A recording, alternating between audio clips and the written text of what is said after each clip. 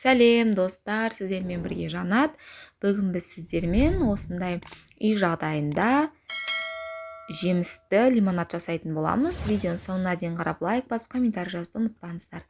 Ең алдымен үккіштің осындай орташа қалыңдығында барлық жемістерімізді қабығын өткізіп аламыз.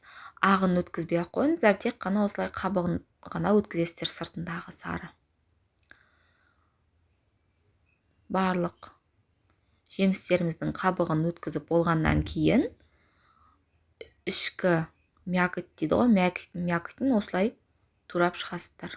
Қалың қылып турамаңыздар, себебі бізге осы мякоть суға араласу керек.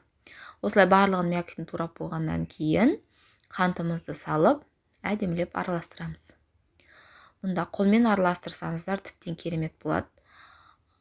Қолмен араластырып жемістердің жұмсақтарын сыртқа қарай езіп шығарасыздар.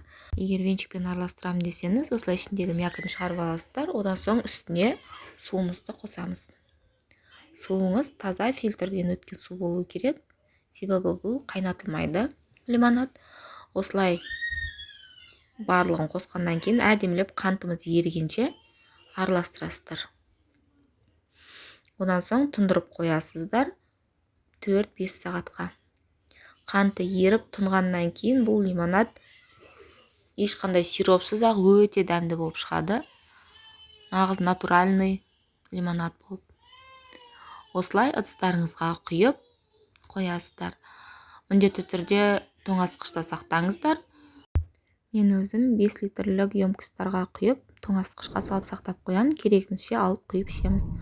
Міне бізде осындай керемет лимонад шықты. Видеоның соңына дейін қарағаныңызға рахмет.